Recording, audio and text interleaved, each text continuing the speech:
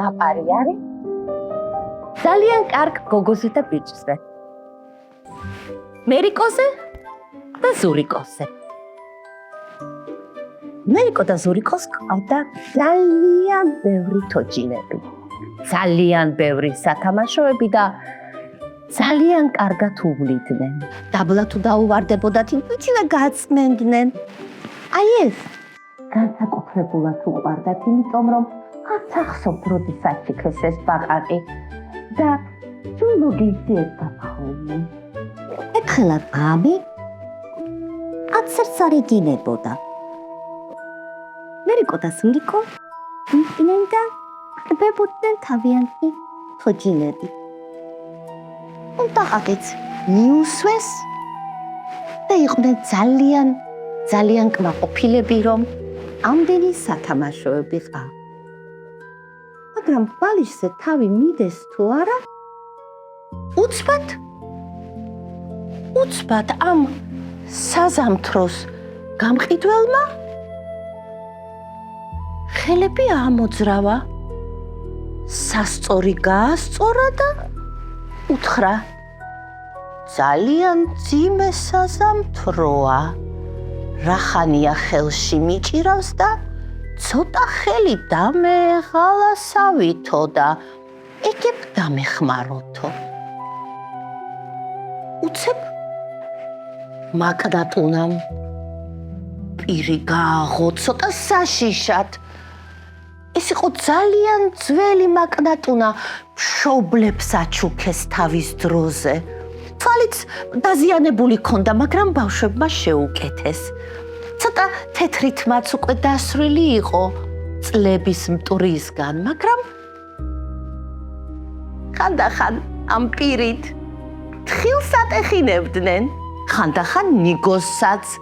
მაკნატუნას დანიშნულებაც ხომ ეს არის. ხო და ამასაც უფრთხილდებოდნენ ძალიან. უნდოდათ როგორც თავის მშობლებისგან მათ შეხვდათ, მათაც გადასცენ მომავალ თაობას. ეს ჯამბაზი საიდღანღაც ეცნობოდათ.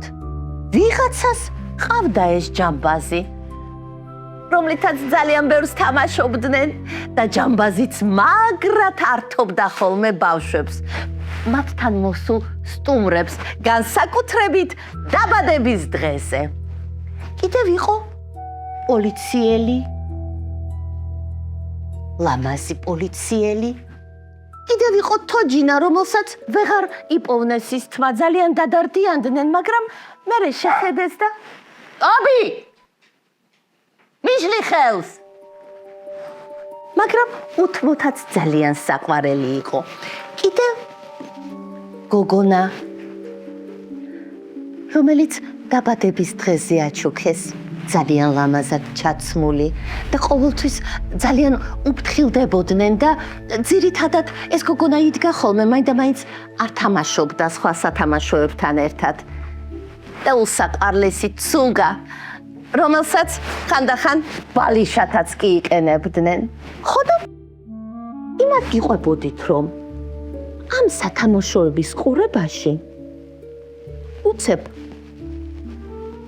ხმაც აში შემოკრა. სუგამაც თქვა, ჯამბაზმაც ხტომა დაიწყო, მაკნატუნამ პირი გააღო.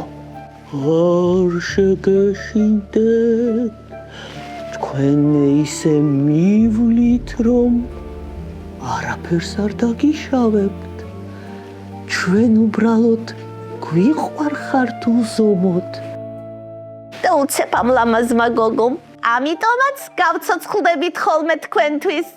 გავცოცხლდებით, გაგართობთ როგორც თქვენ გვართობთ ხოლმე. დიახაც, ცეკვაც ვიცი, სიმღერაც, აი ამ ჯადოსნური ჯოხის ქნევაც. ბავშვები ცოტა შეშინდნენ და უდოდათ დაეძახათ დედიკო, მაგრამ ბაყაყი მოვიდა და ხმარა მოიღო. ცუდად, რატო?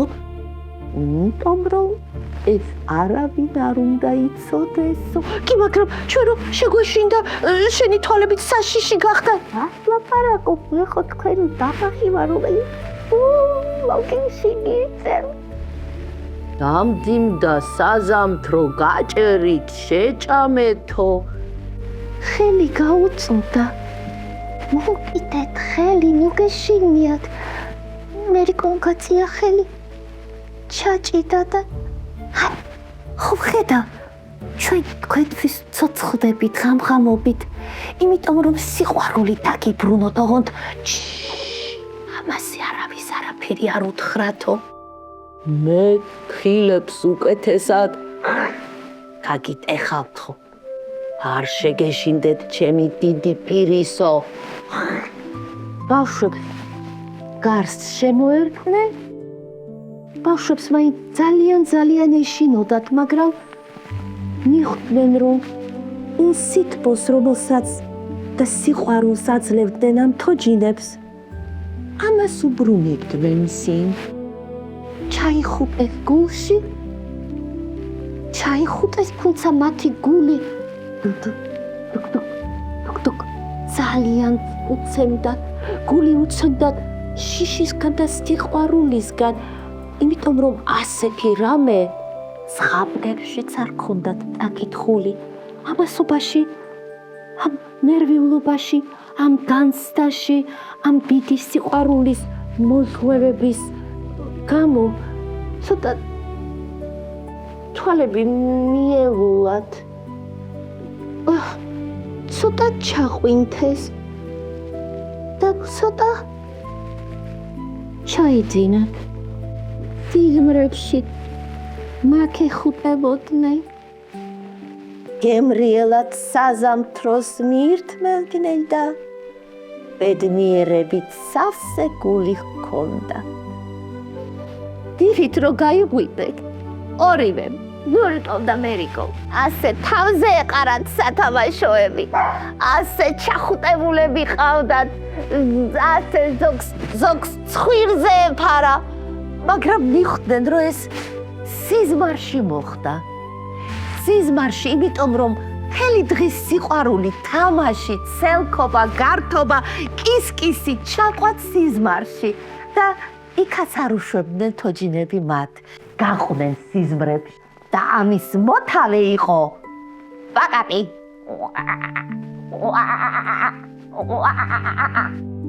მთელი მეორე დღე ბავშვები ცოტა უძინარებივით იყვნენ.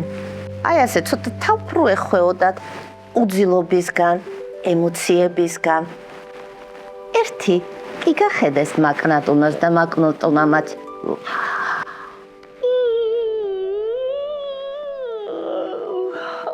და მიხვდნენ, რომ მასაც ცუდად ეძინა. იგიც სიზმრებში ხო აქტიურად მონაწილეობდა. ხო და მეორე დღეს ყველას უყვებოდნენ ამ ამბავს. ყველას ეუბნებოდნენ, რაც უფრო ძალიან გეყვარებათ თქვენი თოჯინები, რაც უფრო მოუვლით დათამაშოთ. მაგათ დაგიბრუნებენ სიყვარულსო. თქვენც გაითვალისწინეთ ეს ბავშვებო.